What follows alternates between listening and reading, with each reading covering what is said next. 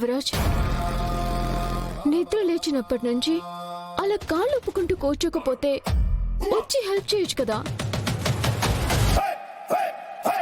అత్తయ్య, నేను పొద్దున్నుంచి ఏదో ఒక పని చేస్తూనే ఉన్నా, కొంచెం కూడా హెల్ప్ చేద్దామన్న ఆలోచనే లేదు.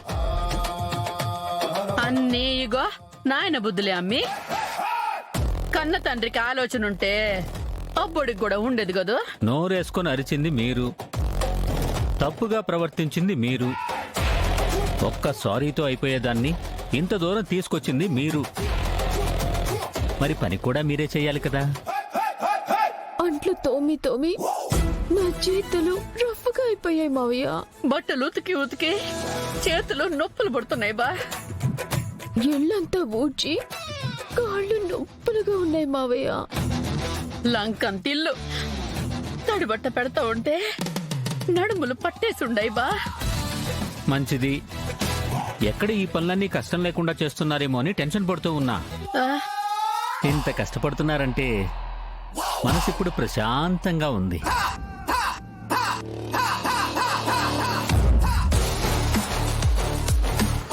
ఆ చిత్తూరు చిలక, ఆ, పనులైనాక బయట మొక్కలకి నీళ్లు పోయి. ఈ పొద్దు నా చేతిలో నీకుండదు. అదే ఆగండి అత్తయ్య, ఆగండి. ఎందుకత్తయ్య కోపం? ఆవేశపడి టైం వేస్ట్. మనమే ఈ టార్చర్ నుండి తప్పించుకునే మార్గం వెతుక్కోవాలి. రే అబ్బో, దెబ్బ పడితే ఇంకోసారి పోలీసు ఆపే ఆలోచన రాకుండా ఉంటుందని కొంచెం గట్టిగా చెప్పొచ్చాం. రేయ్ ఆగు చిన్న.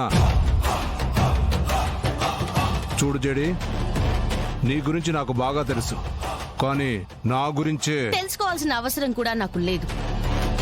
నువ్వెవరు, నీకెంత పవర్ ఉంది, నీ వెనకాల ఎవరున్నారు, ఇలా నువ్వేం చెప్పినా నీ కొడుకు చేసిన తప్పుని మర్చిపోయేలా మాత్రం నువ్వు చేయలేవు. చూడు మినిస్టర్, నీ కొడుకు వాడి ఫ్రెండ్స్ తప్ప తాగి ఇద్దరిని చంపేశారు. ఆ డెలివరీ అబ్బాయి తల్లి, అతని చెల్లి రోడ్డు మీద పడ్డారు. ఒక్క రాత్రిలో 4 జీవితాలు నాశనం చేశాడు నీ కొడుకు. అలాంటి వాణ్ణి ఎలా వదిలిపెడతాననుకుంటున్నావు? తన్ని తీసుకెళ్తాను. ఏంటి నన్నే కొడతావా? కొట్టు, టచ్ చేయి చూడు. ఆ చూపేంటి, టచ్ చేయి. డాడీ నొప్పి నొప్పి, వదులు డాడీ, వదలమని చెప్పు. హే జడి, ఏం చేస్తున్నావు? నా కొడుకును వదులు.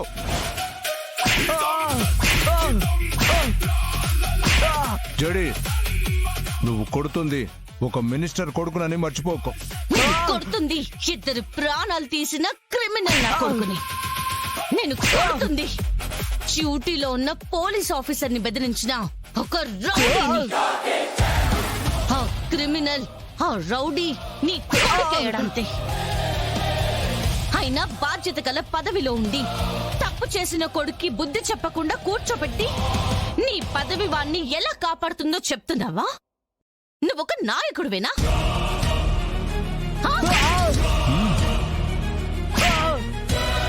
తప్పు చేసింది ఎవరైనా ఆ తల వెనక ఎంత పెద్ద తలలున్నా, ఎంత పెద్ద పేర్లున్నా నేను అరెస్ట్ చేయకుండా ఆపలేరు, శిక్ష పడకుండా తప్పించుకోలేరు.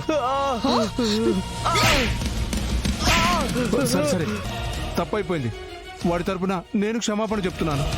ఇంకా కొడితే చచ్చిపోయేలా ఉన్నాడు. వదిలేయ్. యాక్సిడెంట్ కేసులో నీ కొడుకుని అరెస్ట్ చేస్తున్నాం. మీ లాయర్ని పిలిపించుకుని మాట్లాడుకోండి. యాక్సిడెంటా? అరెస్టా? ఎవరు చేశారు? ఎవరిని అరెస్ట్ చేస్తున్నారు? నీ కొడుకే యాక్సిడెంట్ చేశాడు, అందుకే వాణ్ణి అరెస్ట్ చేస్తున్నాం. యాక్సిడెంట్ చేసింది నా కొడుకు కాదు, నా డ్రైవర్. ఆల్రెడీ వాడు లొంగిపోవడానికి స్టేషన్కి వెళ్ళాడు. అమ్మి ఈ న్యూస్ చూసిండవా? న్యూస్ తర్వాత అత్తయ్య, శ్రీవల్లి ఇంటికి రావడం చూసి ఇంత హ్యాపీ అవుతామని అస్సలు ఇప్పుడు అనుకోలేదు అత్తయ్య. అవునమ్మి, ఈ కొన్ని దినాలు ఆ అమ్మిని ఇంట్లోంచి పంపించే ప్రయత్నాలు ఆపేయాలా. అవునత్తయ్య. అమ్మయ్య. వదినా, మ్యాంగో జ్యూస్ అత్తయ్య. ఏదోట్లే అమ్మి తాగు.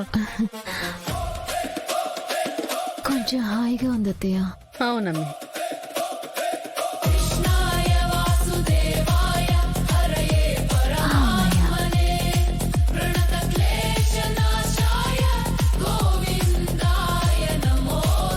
అత్తయ్య, ఆ శ్రీవల్లి పనులు చేసే స్పీడ్ ని చూస్తుంటే మళ్ళీ మనకి మంచి రోజులు వచ్చినట్టున్నాయి అత్తయ్య. లేదమ్మి, మీ మావ కౌశికి ముందరా ఈ పనులన్నీ మనవి చేసినట్టు బిల్డప్ ఇయ్యాల.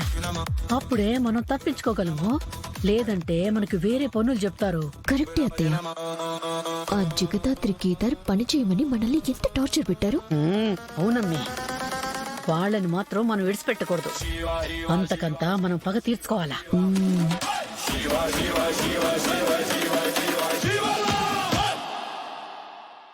ఐడియా. అత్తయ్య, వాళ్ళ డ్యూటీ వంట చేయటం కదా. అవును, అది ఆ అమ్మికి కొట్టిన పిండి లాంటిది కదమ్మి. ఆ పిండితోనే దాన్ని టార్చర్ చేస్తే ఎలా ఉంటుంది? నువ్వేమంటా ఉండవో నాకు అర్థం కావడం లేదమ్మి. మనం మినపప్పు నానబెట్టి మిక్సర్ని గ్రైండర్ని పాడు చేసేద్దాం. అప్పుడు అది చచ్చినట్టు చేత్తో రుబ్బుతుంది. అంత పప్పు రుబ్బాలంటే చేతులు పడిపోతాయి. Yes. ఇది పట్టు. ఇదిగో అమ్మి, ఆడ సరిగ్గా తుడువు. అమ్మి పద, మనం మిక్సర్ ని గ్రైండర్ ని పాడు చేద్దాం.